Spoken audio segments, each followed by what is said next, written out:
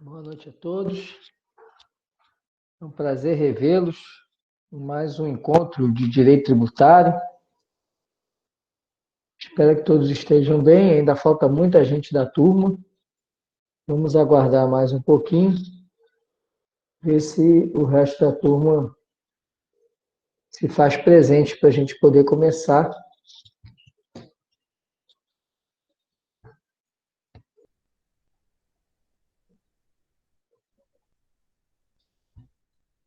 Bom, enquanto o restante da turma vai chegando, vamos aproveitar e conversar sobre o nosso estudo de caso de semana passada.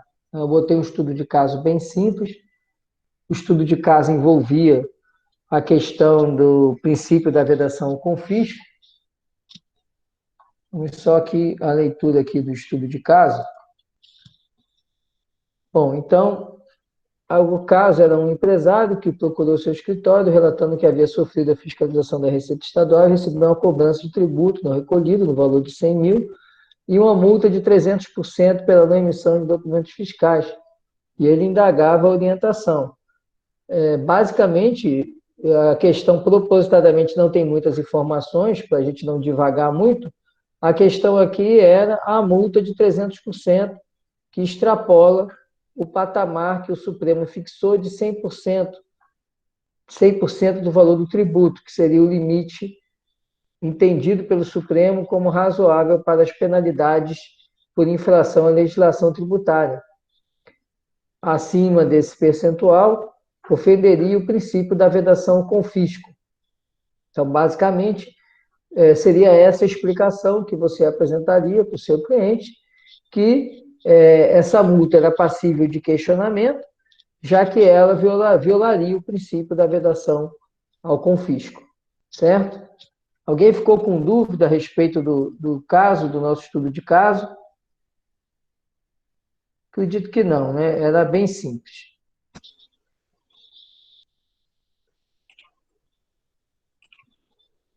Pronto, o Matheus já disse que não, o Alifim também. Outro ponto que eu queria aproveitar e falar com vocês, uma questão mais administrativa, né? Eu já decidi como a gente vai fazer nossa AVP, tá bom? E, na verdade, eu resolvi já considerar aplicada a AVP. Calma, gente, não infartem. É o seguinte, vamos fazer assim. Quem já fez os 3 estudos de caso, nós já fizemos 3, não é isso? Quem fez os 3 estudos de caso já ganhou os 3 pontos da AVP, ou seja, para cada estudo de caso realizado, eu vou atribuir um ponto. Independente de a resposta estar perfeita ou não estar perfeita, tá? Então, quem realizou o estudo de caso já vai ter um ponto. Então, como tivemos 3 estudos de caso, quem já fez os 3 já tem os 3 pontos da AVP1. Quem ainda não fez, não se preocupe, temos ainda mais 3 ou 4 estudos de caso até a nossa AV1. Então, vocês têm tempo ainda de fazer. Qual vai ser o meu critério, então? Quem fizer pelo menos 3 estudos de caso, garante os 3 pontos da AVP. Tá certo? Agora, também eu vou olhar, eu estou olhando, eu olho, né, dou uma lida em cada um.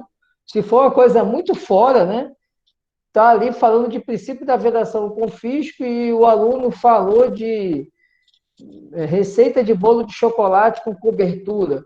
Aí, obviamente, eu não vou considerar. Agora, se o aluno falou ali do princípio da vedação, esqueceu de botar o artigo da Constituição, eu não vou graduar a pontuação, certo? Mesmo, tem que explicar, Matheus, que depois o pessoal bota umas coisas que não tem nada a ver, né? Então, qual vai ser o nosso critério da AVP1? Vai ser a realização do estudo de caso. Não quer dizer que agora não precise mais fazer. É importante vocês fazerem para vocês fixarem o conteúdo que foi estudado, tá? Mas a feitura a execução de 3 estudos de caso já vai garantir os 3 pontos da AVP, tá certo? O pessoal entendeu aí a questão da AVP, o que a gente está combinando? Todo mundo entendeu, né? Certo. Alguém tem alguma outra sugestão? Prefere que a gente passe outra atividade para a VP1 ou podemos negociar assim? Tá ok? A AV1 a gente vai fazer, vai ter a semana da AV1, né? Vai ter a semana de provas, e como é que vai ser a AV1? Eu vou passar um caso maior, na verdade vai ser um caso que vai englobar várias situações, e aí nessas situações vocês vão ter que resolver para garantir ali, para conseguir atingir os 7 pontos. E, obviamente, a correção na AV1 ela é mais criteriosa. Vocês vão poder fazer em grupo a atividade, então, vocês vão ter ali uma semana, eu devo soltar, eu vou ver como é que a coordenação vai orientar, né? Se for seguir a mesma sistemática do outro semestre, eu solto na semana anterior e vocês vão ter uma semana para executar, tá? É isso mesmo, Matheus. São os estudos de caso que já foram feitos e esses que ainda faremos, tá bom? Eu não vou ficar repetindo, no final eu repito de novo, tá certo, Matheus? E sobre a V1, só para vocês entenderem, então vai ser assim, eu devo colocar, vai poder ser feito em grupo, até 3 alunos em cada grupo, e vocês vão ter ali mais ou menos uma semana para resolver os estudos de caso, né, que vão ter nessa AV1, tá? Vão ser, na verdade, vai ser uma história com várias perguntas ali, né? Então vai ter vários casos para serem resolvidos nessa história, tá certo? Mas é também tranquilo, só que na AV1 eu vou ser mais rigoroso na correção. E aí, realmente, o aluno que deixar passar alguma coisa vai perder uma pontuação. Mas nada também que vá prejudicar e vai para a V3, né? Agora é a V3 por causa disso, não. Né? No semestre passado, não teve nenhum aluno que ficou de final, tá certo? Então, acredito que vai acontecer da mesma forma nesse semestre. Basta vocês cumprirem as tarefas, as atividades que têm que ser feitas. Tá certo? O Aleph está dizendo que travou. Está travado para mais alguém? Ou foi só o Alisson? Aí não, pronto. A galera está normal, tá, Alisson? Sai e entra de novo, tá bom? Pronto, beleza. Ô, Viviane, vamos combinar assim? O AVP eu vou repetir no final, tá certo? Tá bom? Mas não é nada demais, não. Mas no final eu repito, tá certo, Viviane? Senão cada um que entrar vai perguntar, aí a gente não vai andar com a aula. Já andamos aí, temos mais de 10 minutos, já estamos com quase 10 minutos de início da aula. Vamos então ao conteúdo, e no final eu retomo essa questão da AVP, tá? Para quem entrou depois. Mas fiquem tranquilos, não fiquem ansiosos, não. Em relação ao conteúdo, nós estudamos essa semana, vocês viram, tivemos uma videoaula sobre o princípio da anterioridade e outra videoaula sobre o princípio da anterioridade nonagesimal. Antes de eu começar a falar, eu queria deixar a turma à vontade para formular alguma pergunta, algum assunto que não ficou bem entendido sobre esses dois princípios. Alguém teria alguma pergunta?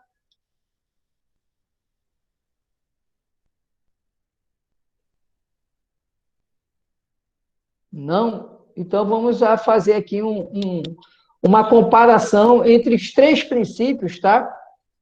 Entre os três princípios que interessam nessa questão da aplicação da lei tributária no tempo. O Davi abriu o microfone, quer perguntar, Davi? Sim, boa noite, professor. Boa noite. Fiquei um pouco na dúvida, a diferença da isenção onerosa para não onerosa. O senhor poderia explicar de novo, por favor? Vamos lá, explico sim. Esse conceito da isenção onerosa e não onerosa tem a ver lá com o princípio da anterioridade, né? A gente levantou essa polêmica lá no princípio da anterioridade. O que vem a ser a isenção? O que é? É a exclusão do crédito tributário. É o Estado dizendo assim, olha, você gerou essa obrigação tributária, mas o crédito tributário fica excluído, ou seja, você não vai ter que pagar esse tributo. Originariamente surge a obrigação tributária, porque a obrigação tributária ela decorre de um fato gerador. E na isenção acontece o surgimento da obrigação tributária. O efeito da isenção é excluir o crédito tributário, ou seja, no momento do lançamento, por isso que a isenção, exceto a isenção geral, mas a isenção específica, ela depende de um ato da autoridade administrativa, porque a autoridade precisa reconhecer que o indivíduo preenche os requisitos para ter direito à isenção. Então, explicado o que é isenção, vamos entender agora a distinção entre isenção onerosa e não onerosa. Isenção não... Eu vou começar pela isenção não onerosa, tá, Davi? Eu vou começar ao contrário para ficar melhor de entender. Isenção não onerosa é aquela que o contribuinte não precisa gastar com nada para ter direito à isenção. Ele não precisa dar nenhuma contrapartida para o Estado. Por exemplo, a isenção da cesta básica. Só o fato de você comercializar um produto que se enquadra na cesta básica, então esse produto vai ser isento. A isenção para pessoas acima de 70 anos. Essa isenção, a pessoa não precisa fazer nada, ela só precisa atingir a idade para ter direito à isenção. A isenção para quem adquire uma determinada moléstia, uma determinada doença lá no imposto de renda, tem algumas doenças que geram isenção do imposto de renda. O indivíduo, ele só precisa adquirir a doença, ele não precisa fazer nenhuma contrapartida. Na isenção onerosa, ela é onerosa por quê? Porque o contribuinte vai enfiar a mão no bolso, ele vai ter que botar a mão no bolso, ele vai ter que cumprir alguma coisa que vai gerar um ônus para ele, por isso ela é onerosa, vai gerar um dispêndio para ele, para que ele tenha direito a essa isenção. Essa isenção onerosa ela é também chamada de isenção contratual. Por quê? Porque o contribuinte ele assina um contrato, literalmente ele assina um contrato com o ente público, e nesse contrato o ente público oferece alguns benefícios e exige algumas contraprestações. É muito comum, por exemplo, na questão da região da Sudene, né, antiga Sudene, agora é agência, né, de desenvolvimento, em que você tinha a empresa para poder implantar determinado projeto no Nordeste, ela recebia alguns benefícios. Então, ela tinha lá menores taxas de juros no Banco do Nordeste, tinha isenção de IPTU para o imóvel que ele recebia, tinha isenção de IPI, de ISS, de ICMS, enfim, havia regramentos que concediam uma série de benefícios fiscais para essas empresas. Em contrapartida, para essas empresas terem esses benefícios, elas tinham que implantar a empresa, que a empresa tinha que ter determinada área construída, tinha que empregar pelo menos, por exemplo, 100 funcionários. Isso tudo era o quê? Para o indivíduo ter essa isenção, ele tinha que ter um gasto, não tinha? Ele tinha que contratar 100 funcionários, tinha que construir a empresa no terreno lá que o município, que o Estado, que a União estava dando, tinha que construir em um ano, então ele tinha que ter aporte financeiro para conseguir em um ano construir, se não fosse em um ano ele perdia o benefício.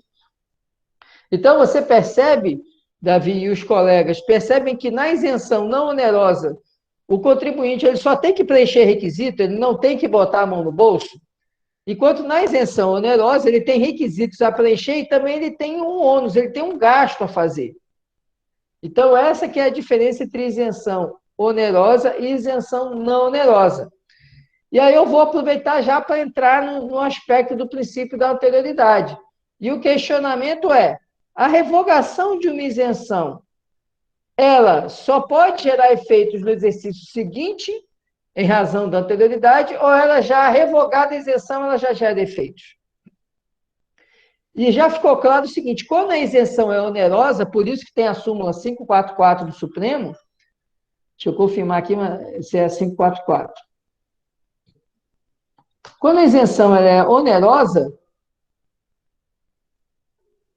544, isso mesmo. Quando a isenção é onerosa, ela não pode ser revogada, ela não pode ser livremente suprimida, porque ela é regulada por um contrato.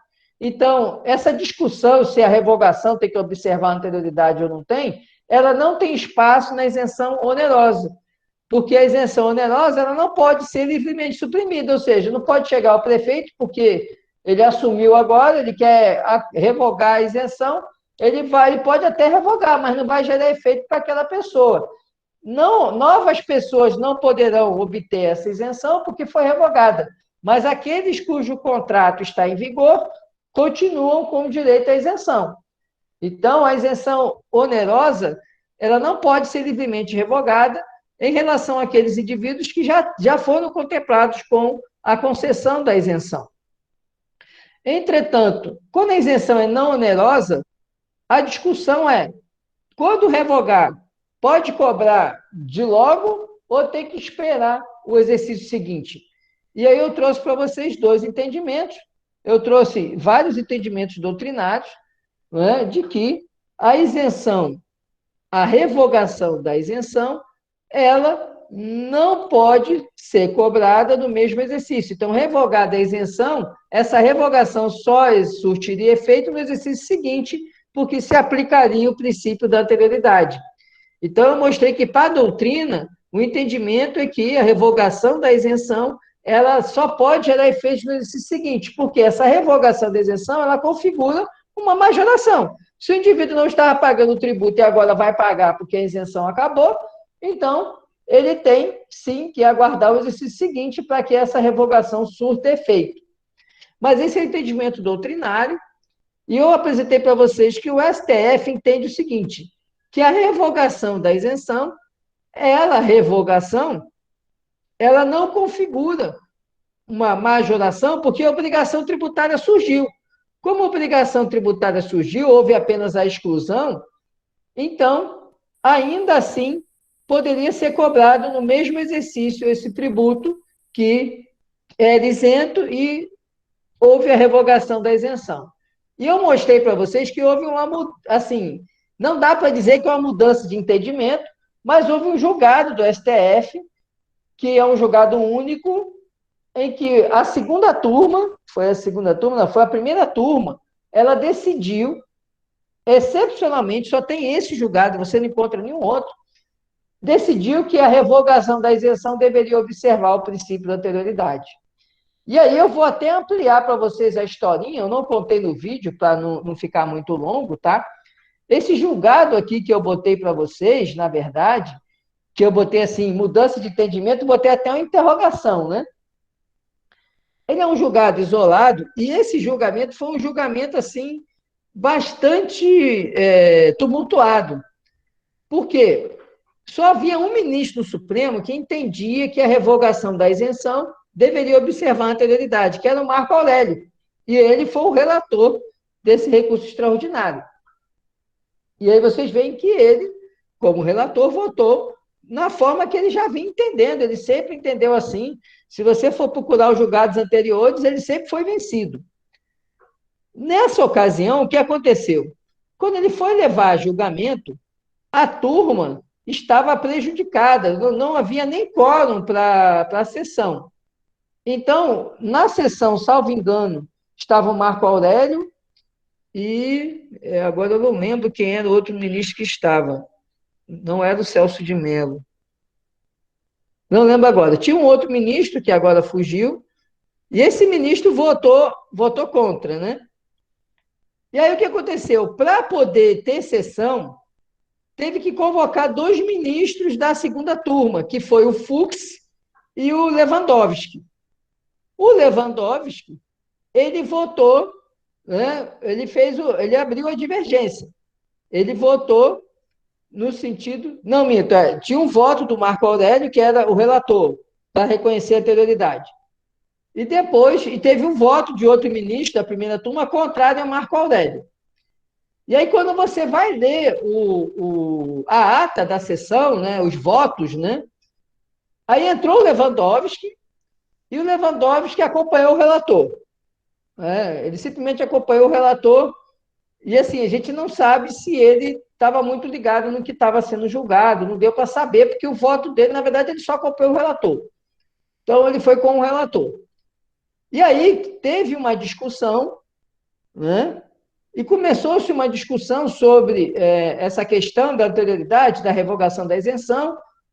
Esse ministro que votou contrário, ele falou que sempre o Supremo entendeu de modo divergente e que o Supremo não havia motivos para mudar o entendimento do Supremo e tal, né? E aí começou o Marco Aurélio e esse ministro a discutir, né? O Marco Aurélio dizendo que sempre pensava assim, que ele não ia mudar o entendimento dele, e ele votava, o relatório dele e o voto dele era desse sentido, ele era o relator, e não tinha por que ele mudar, porque a corte pensava de outro jeito, ele mantinha o posicionamento dele, e ficou 2-1, né? Porque ainda faltava o Fux. E aí não sabia se ia dar empate, né? Se desse empate, esse ministro, ele que estava presidindo a turma, se eu não me engano, e aí seria o voto dele, né, que vigoraria. Mas o que aconteceu? O Fux chegou e perguntou, não, mas revogou a isenção, não revogou? Revogou. Então, eu voto com o relator, foi mais ou menos assim. E aí, pronto. Né? E aí ficou 3-1 e acabou, saiu esse julgado aqui. E por isso que eu não afirmo que mudou o entendimento. Se vocês pegarem o livro do Iuspódio, eu esqueci o nome da autora, tinha até na biblioteca, tem na biblioteca da faculdade, uma vez eu manuseando, eu vi, e ela já escreveu dizendo que houve a mudança de entendimento. Eu não diria que mudou o entendimento, tá? Justamente porque foi uma decisão da turma. Quando você vai ler a ata, vai ler os votos, você vê que foi um julgamento um pouco tumultuado, um pouco truncado, né? E foi da turma. Então, não dá para dizer, não sei se quando jogar no plenário, se isso vai se manter. Né? Foi a turma que decidiu, mas foi, na verdade, a turma com votos de ministros de outra turma para poder compor o quórum, para ter sessão. Então, em razão disso, que eu botei ali, mudança de entendimento e interrogação. Se vocês olharam no slide, vocês perceberam que eu botei uma interrogação ali. Essa interrogação ela não está perdida, ela está ali propositalmente, porque tem essa historinha que eu não quis contar ali no vídeo, na videoaula, para não confundir mais vocês, tá? Mas, basicamente, então, Davi, isenção onerosa é essa que o contribuinte tem que oferecer uma contrapartida, e a não onerosa, o contribuinte só tem que preencher requisitos. A onerosa não pode ser livremente revogada ou suprimida, conforme a súmula 544 do STF, e a não onerosa, se revogada, o entendimento doutrinário é de que teria que esperar o exercício seguinte, porque configuraria uma majoração. No STF, vigora o entendimento de que não precisa aguardar a anterioridade. Então, revogada a isenção já poderia ser cobrada desde logo.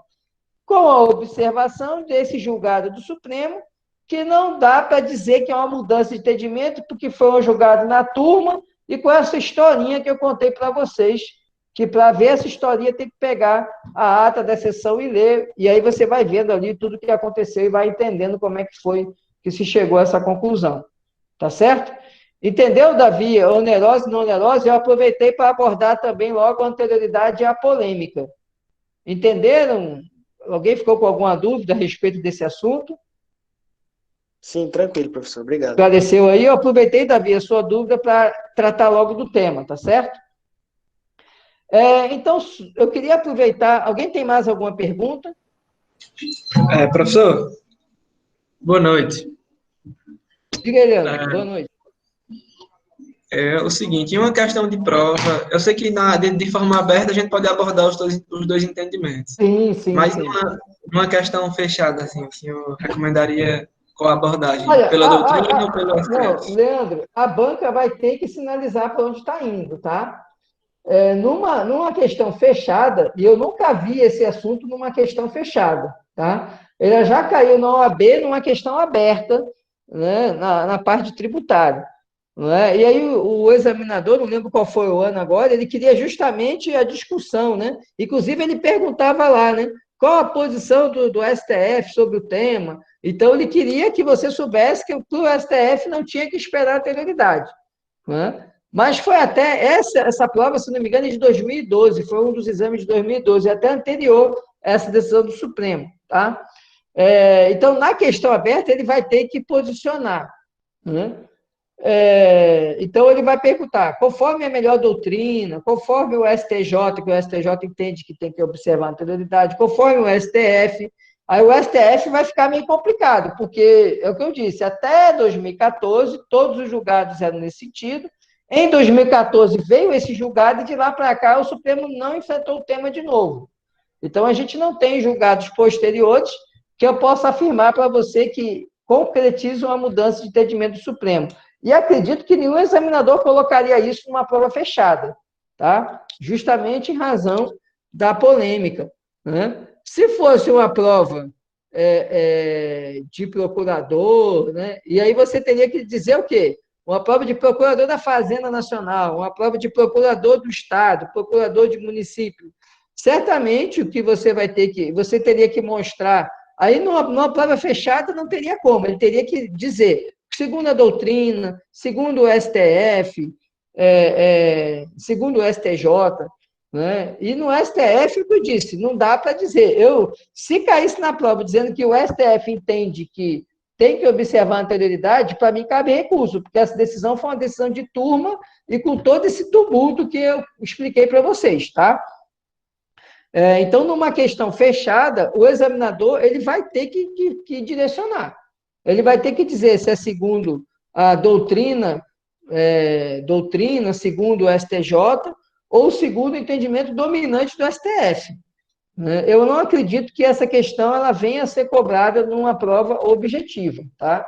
Justamente porque é um tema ainda muito polêmico, tá certo? Entendi. Muito obrigado. E a questão vai ter que fechar, ele vai ter que dizer segundo a doutrina, né? Porque o que pode cair em questão fechada, sabe o que é? É a questão da revogação de isenção onerosa, porque isso tem súmula do Supremo, e isso é uma matéria que o Supremo mantém o entendimento. Então, a súmula, apesar de ser anterior à Constituição de 88, ela continua sendo aplicada pelo Supremo. Então, se cair numa prova objetiva, eles vão estar lhe perguntando sobre a onerosa. Se eu não me engano, há uns 2 anos atrás, caiu na OAB uma pergunta sobre isenção onerosa, revogação de isenção onerosa, e aí o que o examinador queria era que você soubesse a súmula 544 do Supremo. Tá? Então, essa questão da não onerosa e a revogação e anterioridade, eu acredito que nenhum examinador colocaria numa questão fechada, não. E se colocasse, ia direcionar o assunto. Entendi. Tá joia? Essas coisas polêmicas, assim, não dá para o examinador perguntar numa prova objetiva. Ele vai deixar para uma prova discursiva mesmo. Tá? Mais alguma pergunta? Então, gente, eu queria só fazer um paralelo entre os 3 princípios, tá? O princípio da irretroatividade, o princípio da anterioridade e o princípio da anterioridade nonagesimal. A gente viu que irretroatividade é o quê? É a lei que aumenta ou que institui um tributo, ela não pode atingir fatos geradores anteriores à vigência da lei. Então, a gente viu que retroatividade é não alcançar situações anteriores à vigência da lei que instituiu o aumento do tributo.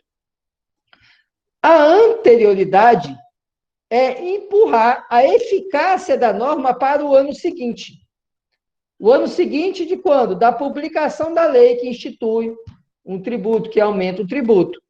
Então, na anterioridade, o que acontece? Essa lei ela entrou em vigor. Ela publicou hoje, dia 10 de setembro, entrou em vigor hoje, mas ela aumentou a alíquota de um imposto. O que vai acontecer? Ela, apesar de estar em vigor, a eficácia da norma, ou seja, os efeitos da norma só podem ser a partir do exercício seguinte. E quando fala exercício seguinte, se refere ao dia 1º de janeiro do ano seguinte. Então, esse aumento de alíquota, que aconteceu hoje, dia 10 de setembro, ele só pode ser cobrado a partir de 1º de janeiro de 2021. Isso é o princípio da anterioridade. E o da anterioridade nonagesimal? Nonagesimal quer dizer, vem de 90. Né? Então, ele sinaliza que eu tenho que aguardar 90 dias da publicação da lei para que esse aumento seja cobrado. Se os 90 dias caem dentro do mesmo exercício, é tranquilo.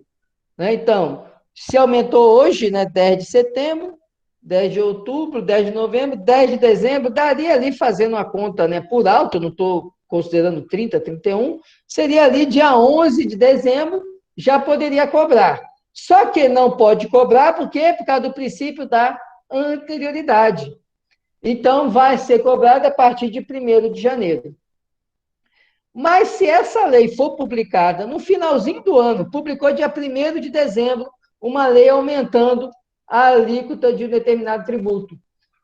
Esse aumento, ele tem que ser a partir do exercício seguinte, princípio da anterioridade. Entendido isso? A anterioridade joga para o exercício seguinte. Mas tem a nonagesimal também. Então, eu não posso nem cobrar dia 1º de janeiro, porque eu tenho que esperar 90 dias da publicação. Então, eu vou pegar do dia 1º de dezembro, vou contar 90 dias, vai dar ali, como tem fevereiro aí no meio do caminho, vai dar ali dia 2, dia 3 de março. Então, vai ser ali 3 de março que eu vou poder começar a cobrar esse aumento. Por quê? Porque a lei foi publicada dia 1º de dezembro. Entendido esse paralelo entre os três, e que esses três princípios eles convivem ao mesmo tempo, simultaneamente, né? Então, o princípio da alteridade nonagesimal, ele vai produzir efeito quando a lei for publicada ali nos últimos 90 dias do ano. E a finalidade é acabar com o problema que havia de leis aumentando tributos sendo publicadas na última semana do ano. Porque quando publicava na última semana do ano, o que acontecia? Não tinha anterioridade nenhuma, porque publicava ali dia 26 de dezembro e ia cobrar dia 1º de janeiro. Então, você foi pego de surpresa de qualquer maneira, não adiantou nada a anterioridade não protegeu o contribuinte. Em razão disso, é que se entendeu por aplicar, por inserir na Constituição, a anterioridade nonagesimal para todos os tributos. Antes ela era restrita, né, vocês viram, apenas à contribuição. As contribuições sociais, elas só podiam, o aumento ser cobrado 90 dias após a lei que as instituísse e aumentasse. E, em razão disso, acabava que os 90 dias eram até mais benéficos do que a anterioridade. Porque quando acontecia isso no final do ano, obrigatoriamente ia esperar 90 dias, enquanto os outros tributos você não esperava esse tempo, era só 1º de janeiro. Então, publicou dia 30, o 1º de janeiro já está cobrando. Né? E com a anterioridade nonagesimal, não, você vai ter que contar 90 dias da publicação da lei. Vocês entenderam esse diálogo entre os três princípios, entre o princípio da irretroatividade, anterioridade e anterioridade nonagesimal? Ok? Beleza? Ninguém ficou com dúvida aí?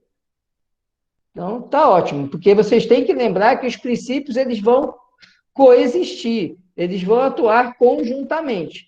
Tá? Em relação às exceções da anterioridade, vocês viram que são as mesmas, né, do princípio da legalidade, pelos mesmos motivos, né, do princípio da legalidade, questão de extrafiscalidade, né? E o que vai mudar são as exceções lá no princípio da anterioridade nonagesimal. Tá? Porque lá no princípio da anterioridade nonagesimal, ou seja, dos 90 dias, sai o IPI, então significa o quê? Que o IPI não é exceção, ele tem que esperar 90 dias, né? Porque lá na anterioridade ele é exceção, não é? Então, lá na anterioridade, imposto de importação, exportação, IPI e IOF. Aí chega na nonagesimal, o IPI sai. Fica só. Então, o IPI, se aumentar a alíquota, tem que esperar 90 dias. Por isso que naquela época que teve aquela questão dos carros, da linha branca, que teve o IPI zero, você passava na concessionária e o cara botou a faixa lá, IPI zero até dia tal. Por que ele sabia que era até aquele dia? Porque já tinha saído o decreto aumentando a alíquota do IPI. Mas como o IPI tinha que observar a anterioridade nonagesimal, tinha que esperar 90 dias. Então, por isso que a gente passava nas concessionárias, tinha a faixa lá, IPI zero até dia tal.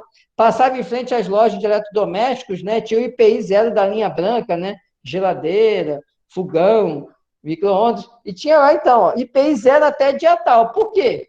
Porque o pessoal sabia que já tinha o decreto aumentando a alíquota do IPI. Só que como o IPI tem que observar a anterioridade nonagesimal, tinha que esperar 90 dias para cobrar o aumento.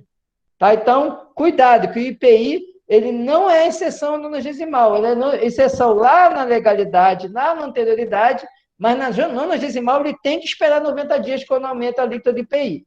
Tá bom? O colega entrou aqui, o Marcos, você quer fazer pergunta, Marcos? Acho que ele só abriu o vídeo aí. Beleza, então, outra exceção que... Agora, não me perguntem por que o IPI é exceção, viu? Até hoje eu não descobri, já pesquisei, mas ninguém conseguiu me explicar por que o IPI não continuou como exceção à anterioridade nonagesimal, já que ele era exceção à anterioridade, exceção à legalidade, tá? Então, eu já pesquisei, quem descobrir, né, realmente eu ficaria agradecido, porque acho que nem o legislador sabe por que excepcionou o IPI e deu 90 dias, ou seja, não tirou ele da exceção da anterioridade nonagesimal, embora ele seja exceção da legalidade da anterioridade. Se a função é extrafiscal, deveria, né, também excepcionar ele aqui, mas ele não entrou na exceção na nonagesimal. E cuidado com o seguinte, lá no IPTU e no IPVA, só o que é exceção é base de cálculo, viu? Então, no IPTU e no IPVA, o aumento da base de cálculo, ele não precisa esperar 90 dias. Então, sai a lei lá, dia 30 de dezembro, aumentando a base de cálculo do IPTU, dos terrenos, dos imóveis do município, e o que vai acontecer? Dia 1º de janeiro, você já vai pagar o IPTU mais caro, porque a base de cálculo do IPTU é exceção ao princípio da anterioridade nonagesimal, tá? E a mesma coisa vale para o IPVA, a base de cálculo. Então, se aumentar a alíquota, vai ter que esperar 90 dias. Se aumentar a base de cálculo, não precisa esperar 90 dias. Entenderam isso? No caso do IPTU e do IPVA. E outra diferença também é que o imposto de renda entra aí na exceção, né? Então, o imposto de renda não precisa esperar 90 dias. E aí, mais um motivo pelo qual aquela discussão que a gente teve semana passada sobre o aumento da alíquota, sobre a questão da irretroatividade, dessa questão do fato gerador complexivo, né? Como ele não tem que esperar os 90 dias, aumentou dia 31 de dezembro, já vai poder cobrar a partir de 1º de janeiro, e aí vem aquela discussão da súmula, né? Como é aumento no exercício da declaração, ele poderia ser aplicado ao ano anterior, né? Aquela polêmica que a gente já discutiu semana passada. Então, o imposto de renda é uma exceção ao princípio da anterioridade nonagesimal. Diga, Jefferson. Boa noite. Boa noite. Professor, eu tenho uma dúvida, não é muito relacionada ao princípio em si, né? Mas sobre a questão do empréstimo compulsório e do imposto extraordinário de guerra, né? E no caso do empréstimo compulsório, no caso de guerra também. A minha dúvida é o seguinte, a União, no caso que é a competente, a única competente, né? Ela pode instituir um imposto e um empréstimo compulsório simultaneamente? Pode. Ou ela... Porque uma tem que ser por lei complementar, né? Que vai para o Congresso, e a outra não, que é, no caso do imposto, ela pode lei ordinária, né? Por lei ordinária, que respeita a legalidade. O empréstimo compulsório é, no caso, uma exceção, né? Isso. Então, pode não é que é exceção, é que o empréstimo compulsório é exceção no sentido de ser por lei complementar, né? Seria exceção, ele foge dessa regra geral de lei ordinária. Então, quer dizer que os casos... Aí surgiu outra dúvida. Nos casos de lei complementar, eles não são uma exceção ao princípio da legalidade. Não são. A única... Quando eu boto lá, eu só disse assim, quando eu falei sobre isso, era só para saber que a regra é lei ordinária, mas alguns tributos são cobrados, são instituídos, melhor dizendo, por lei complementar, como empréstimo compulsório, os impostos residuais, os impostos... as contribuições residuais, elas são instituídas, o imposto sobre grande fortuna, e são instituídos por meio de lei complementar, porque a Constituição exige lei complementar. Então, a Constituição dá um tratamento diferenciado. Em relação ao imposto de guerra e empréstimo compulsório de guerra, ambos poderiam ser instituídos pelo presidente da República, né? Pela União, né? Ele poderia instituir tanto um como o outro, tendo a mesma situação desencadeadora, o que não significa que teriam os mesmos fatos geradores. O que quero dizer? A situação desencadeadora é a guerra. Então, a guerra autoriza tanto instituir um empréstimo compulsório, como instituir um imposto extraordinário de guerra. O fato gerador vai ser a situação jurídica que vai levar à cobrança do empréstimo compulsório, que vai ser, por exemplo, instituir um imposto extraordinário de guerra, que ele vai incidir sobre a compra, vamos imaginar aqui, a compra de bebida alcoólica. Então, quem comprar bebida alcoólica vai ter um imposto extraordinário, vai ter um empréstimo compulsório ali em razão da guerra. E o imposto extraordinário de guerra pode ser por outros motivos, pode instituir para quem tiver carro. Aí você vai falar, mas já tem IPVA, vai ter o IPVA e vai ter o imposto extraordinário de guerra de quem tem carro. Tá? Porque lá no imposto extraordinário de guerra, não há violação se houver coincidência de fatos geradores. Tá? Porque ele é extraordinário mesmo. Esclareceu, Jefferson? Ok. A dúvida que eu tinha ficado maior mesmo era sobre essa questão da lei complementar, porque eu pensei que ela era uma exceção. Então, se caiu Não, uma afirmativa... assim, a gente não quero dizer que é uma exceção o princípio da legalidade, para você Legalidade? não confundir com as outras exceções, porque Aham. os outros é exceção mesmo, porque não é lei, é decreto, né? Então, lá, atualização monetária da base de cálculo, mudança de data de vencimento, imposto de importação, exportação em PIOF, né? A questão da CID combustíveis, né? Do ICMS monofásico. Isso são exceções à legalidade porque você não usa. Legalidade é lei, né? Então, lei, ato do Poder Legislativo. Então, assim, eu não diria que é uma exceção para você não ficar na cabeça que não é do Poder Legislativo. É do Poder Legislativo, sim, só que naqueles impostos, naqueles tributos, né, porque tem as contribuições também, você tem, e tem o empréstimo compulsório, que não é imposto, é um tributo, né? É gênero do tributo, mas é um tributo da espécie empréstimo compulsório. Neles, para ser instituído, você utiliza um ato normativo do legislativo mais gravoso, que é a lei complementar. Mais gravoso no sentido que ele exige um quórum mais qualificado. Tá? Então, assim, não grava como exceção, não, porque depois você pode estar ali no afã da prova, o examinador bota lá, exceção ao princípio da legalidade, aí bota lá, no meio bota o empréstimo compulsório e você taca ali, mas ele não é exceção, ele é regulado por lei ordinária, por lei complementar apenas, ele não é por lei ordinária, tá certo? A exceção são aqueles que não se valem de ato normativo do Poder Legislativo para serem majorados, tá bom, Jefferson? Só ter cuidado com isso. Tranquilo. Esclareceu? Obrigado. Esclareceu. Obrigado, hein? Beleza, nada. Mais alguma pergunta aí?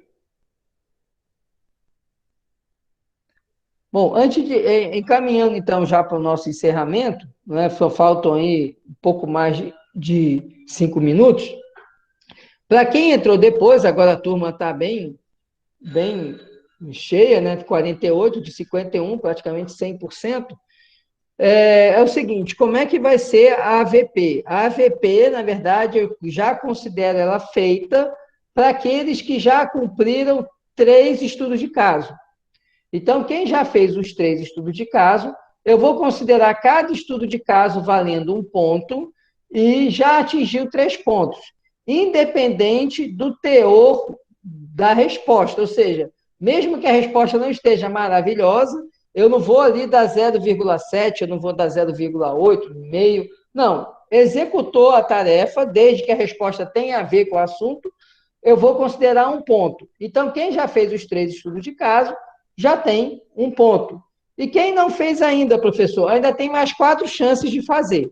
Né? Então, mesmo quem não fez nenhum estudo de caso ainda, nos próximos, a contar desse que teremos amanhã, execute os estudos de caso, para que você, cumprindo 3 estudos de caso, atinja os 3 pontos da AVP. Então, executar 3 estudos de caso já dá ao aluno, desde que seja dentro do assunto, né? Quem botar lá uma coisa que não tem nada a ver, eu não vou considerar, óbvio. Mas colocou a resposta dentro da direção do assunto, eu vou considerar como cumprido o estudo de caso, e cada estudo de caso vai valer 1 ponto. Tá certo? Para quem entrou depois, e aí o pessoal continuou perguntando, eu falei, não, vamos deixar no final que eu repito, e aí todo mundo, né, já vai pegar a explicação. Então, entenderam? Agora, mesmo que vocês, aqueles que já cumpriram, e a maioria já cumpriu os 3 pontos, esse estudo de caso teve menos gente que fez do que a semana passada, mas, pelo que eu vi ali, mais da metade da turma já atingiu os 3 pontos. Mas, mesmo assim, gente, continuem fazendo os estudos de caso, porque é uma forma de vocês fixarem o conteúdo. A finalidade é vocês reverem o que foi estudado, e eu estou chamando a atenção para um ponto que é importante, tá bom? Então, continuem fazendo, mesmo aqueles que já atingiram os 3 pontos. Tá? Entenderam? Beleza, Leandro, ajuda na hora de revisar, com certeza, até porque eu foco no assunto que é importante, né, do conteúdo. Então, é legal vocês fazerem, mesmo aqueles que já atingiram os 3 pontos. Entenderam como é que vai ser nossa AVP, que na verdade é o que eu falei, para a maioria já foi, né? Já cumpriu já os 3 pontos, tá certo? E aí, outra pessoa havia me perguntado sobre a AV1. A AV1, salvo engano, está marcada ali para a primeira semana de outubro, pelo aquele nosso cronograma, aquela nossa trilha. E como é que vai funcionar? Na semana anterior, eu vou disponibilizar um estudo de caso, que vai ser um estudo de caso mais robusto, é um estudo de caso que vai trazer várias perguntas. E esse estudo de caso, da AV1, vocês vão ter a semana para fazer. Então, eu devo soltar, por exemplo, na quarta-feira, para vocês entregarem na outra quarta, né? Como a aula de vocês é quinta, vocês vão fazer na quinta para entregar na outra quinta. Então, vocês vão ter uma semana. Vai poder ser feito em grupo de 3 alunos, no máximo 3 alunos, tá? Não dá para aceitar mais de 3, né? E aí eu vou ser mais criterioso, obviamente, na correção, vou ser mais rigoroso do que na AVP. Na AVP, eu estou querendo estimular vocês a fazerem um estudo de casa, a criarem o hábito de pegar aqueles 50 minutos da sexta-feira e gastar ali 15 minutos para fazer o estudo de casa. Tá? E na AV1, eu já vou ser mais criterioso na correção.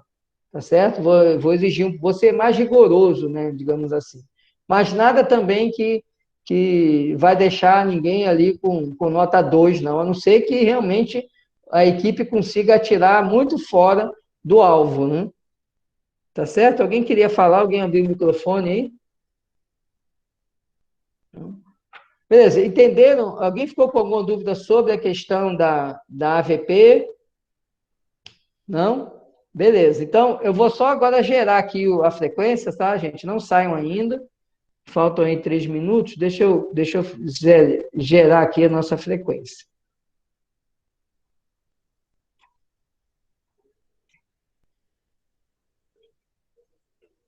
Pronto, gerou a frequência, se eu só baixar aqui, ver se veio certo.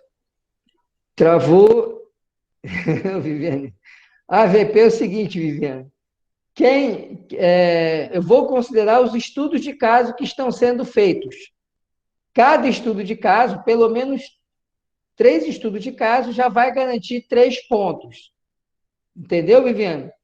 Então, quem já fez os 3 já tem 3 pontos. Quem ainda não fez, ainda tem mais 4 estudos de caso até a nossa V1. Tá certo? Tá certo, Santos. Aqui gera com o seu nome aqui, mas eu já sei que é você. Né? Gera aqui Santos Contabilidade, mas eu já estou sabendo que é você. Ok, gerou aqui a frequência. Entendeu, Viviane? Então é isso, tá? Quem ainda não fez, peço que faça, né? Feitos 3 estudos de caso, eu vou atribuir 3 pontos, 1 ponto para cada estudo de caso, tá? Independente da qualidade da resposta. Então, ainda que a resposta não esteja maravilhosa, eu vou considerar o ponto integral, tá certo? Vou deixar para ser rigoroso na AV1. Ok, Viviane? Tá joia? Alguém teria mais alguma pergunta, mais alguma dúvida? Então, gente, na próxima semana, já vai voltar aquela nossa rotina. Na segunda-feira, vocês vão ter o tempo de assistir o vídeo. Hoje a gente reduziu o tempo da aula no síncrono para que vocês tivessem os primeiros 50 minutos para assistir o vídeo.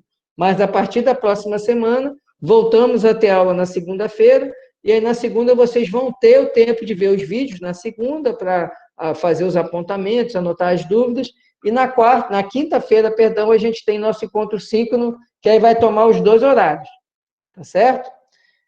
Então, muito obrigado a todos, obrigado pela presença, pela atenção, e um grande abraço, bom final de semana.